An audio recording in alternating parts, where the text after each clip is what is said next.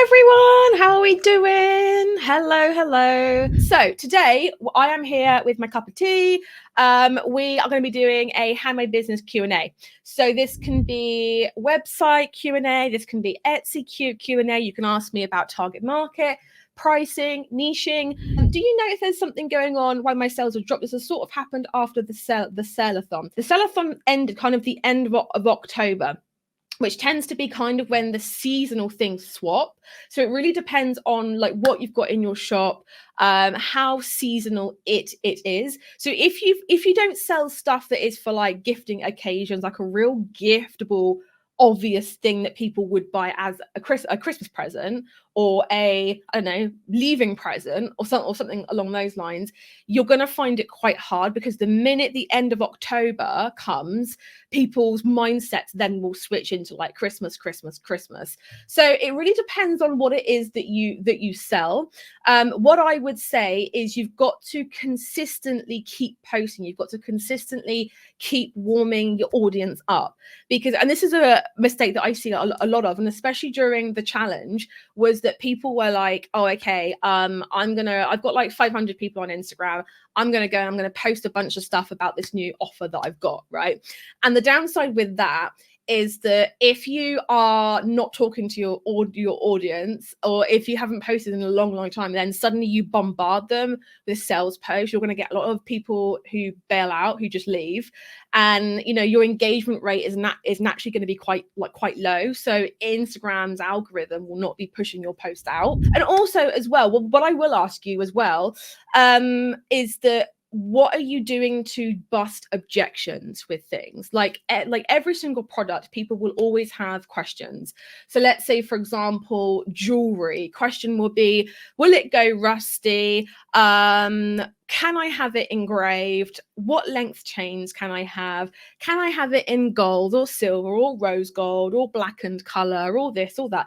So it's kind of like you've got to really dig into what the kind of normal questions are gonna be, and bust them straight in the pictures. And you can put like text pictures in there as well, but also in descriptions, in like every single place that you can. You've got to be answering these questions, because if you don't, they are just going to go off to someone else that perhaps does, right? Also, packaging. This time of year, guys, if your sales have dropped, have a look to see if you're actually showing how the item comes packaged, because people do not have time to be faffing around asking questions, you know, asking if they can do this wrap or this gift wrap, or people literally want it to be done, dusted.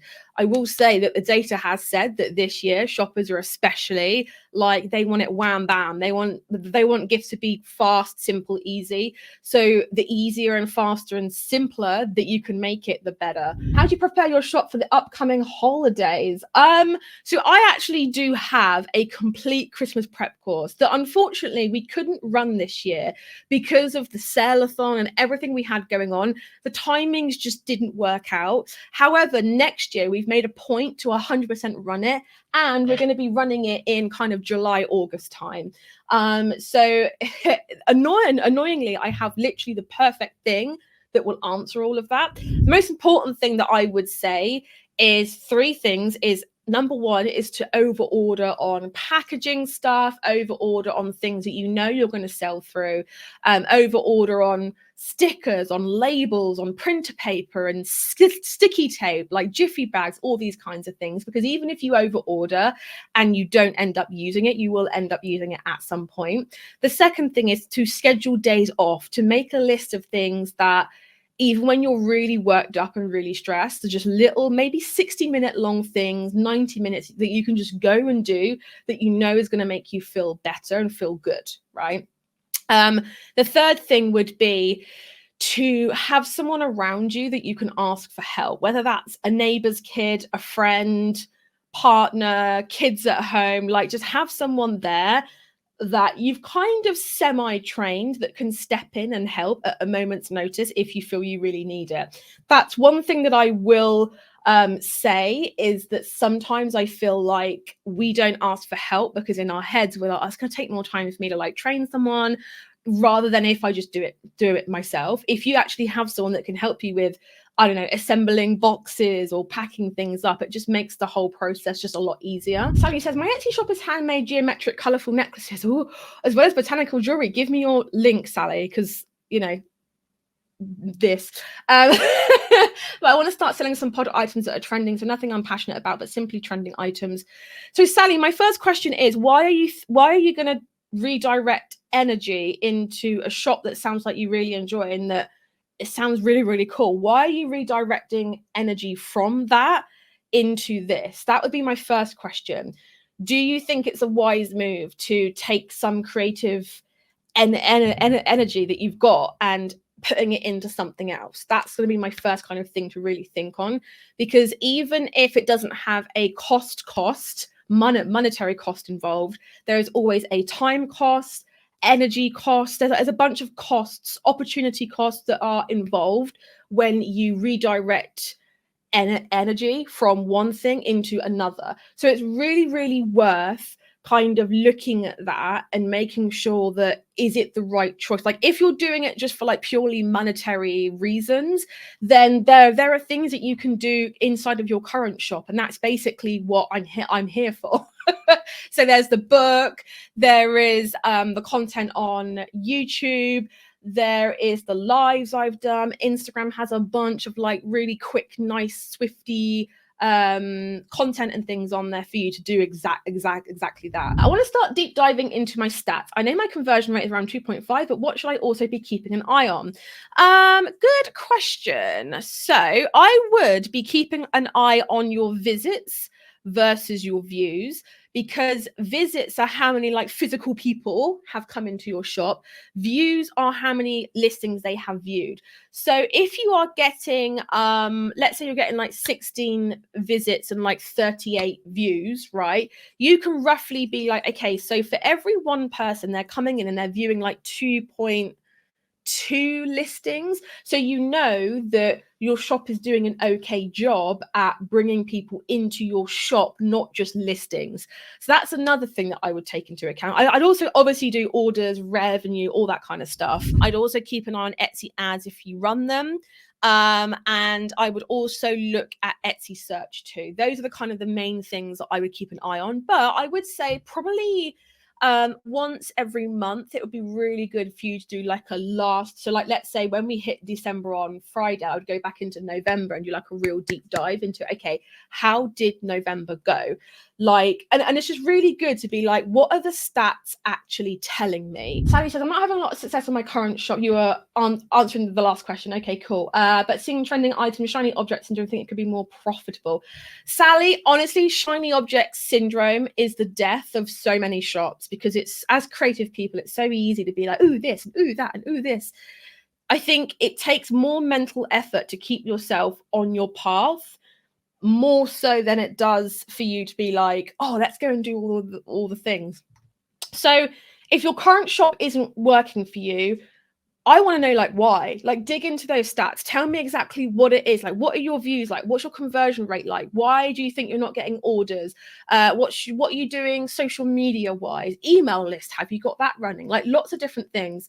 If you're quite new, Sally, I would say the book is probably a really good place to start, because it's like a workbook as well. So I would say digging into that would be a really good thing to start with if you're quite new and kind of really want a very good lay of the land across all things. Yeah. And then I would be saying probably the HBSA would be the next kind of step towards that. Nancy, I want to back up to the question on splitting the products to separate shops. I'm currently making swimming, running, and cycling planners, and I'm placing them all in one shop for women who are training for endurance sport. Would it be more effective to make a shop for each? Light bulb moment. Make one specific to runners, one specific to swimmers, one for cyclists. I could make like 5 shops. Well, Nancy, I would say that could all be categorized into sporty, like female sporty people, because like if someone is running and actually like serious about training, endurance, and all that kind of stuff, there's no reason why they wouldn't cross into like swimming. But I am so far away from your target market that you might be in a better position to kind of say yes, they would sometimes cross over into each, or no, they wouldn't. Any tips on finding what what terms people search for. I've used Etsy search, competitors, eRank, social media as advised in the course, but Etsy stats say no search term data available on 90% of the items listed this year. And one term that did appear was a really broad term. I would say in that case, I would zoom out. It sounds to me like you're really kind of getting into specifics. I would say take one step back. So let's say you're searching for Labrador long sleeve red t-shirt, just as an example, and like nothing's coming through. It genuinely says, and by the way, guys, if it says 49 people a month search and it's red, I would still use it, because 49 people a month are still looking for that thing.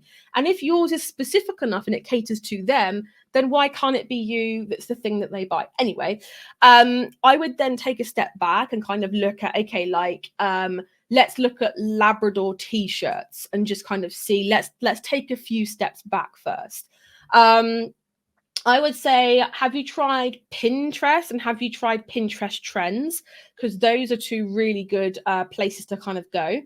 Is it okay to have multiple listings of the same product and switch up the pricing, free shipping to test it out? Yes, yeah. I actually say to do an A/B test on things.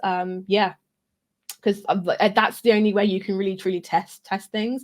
And also for anybody who is unsure on things, like for anyone who's like, should I be doing this? Should I be doing that?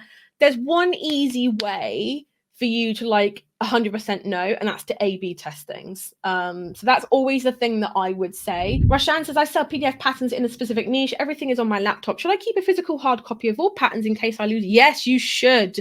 Yes. So if anyone here, I actually use Google Drive. Because I had about 3 years ago, I had a massive 2 terabyte hard drive on my, at the time, my desktop PC, and it died. And I lost everything. Like, this was tax documents, business docs. Luckily, my husband works in IT, so he was able to spend hours and hours delicately, I don't know how he did it, getting everything off. We recovered about 95% of it. But ordinarily, a service like that would probably cost you 500 quid to like £1,000 to go and get that. I was just lucky that he knows what he's doing and he did that. I now store everything on Google Drive, and I pay for it just because I know that it's backed up a gazillion times and I'm never going to lose anything. I only have about 5 items on my Etsy shop. Should I be waiting till I have lots more items till I promote my shop? I would wait until you've got about, I would say 15 to 20 would be a good kind of number to aim towards, just so your shop doesn't look empty. There's nothing wrong with you promoting things as they stand. But I would probably say that you want your shop to look nicely stocked. It's kind of like, how would you feel if you walked into a shop, like, I know, a clothing store, and it had like 5 jumpers and that was it? You'd be a bit like, I'm uncomfortable. I don't know what this shop is. So it's kind of like the same thing. So guys, thank you very, very much for joining me. Hopefully that was helpful. Like I said, thank you so much for watching me, and I will catch you all in the next one.